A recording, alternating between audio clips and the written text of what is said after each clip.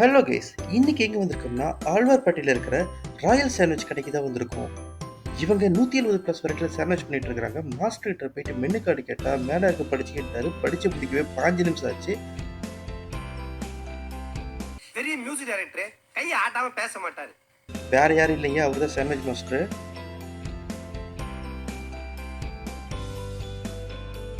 Time ஆச்சுன்னு சொல்லிட்டு ஒரு மைலோ ட்ரிங்க்கும் சாண்ட்விச்சும் சாப்பிட்டா அப்படி இருந்துச்சுங்க. இந்த பக்கம் வந்தீங்கன்னா மறக்காம ட்ரை பண்ணுங்க. மறக்காம லைக், ஷேர், கமெண்ட் பண்ணிடுங்க. பாய்.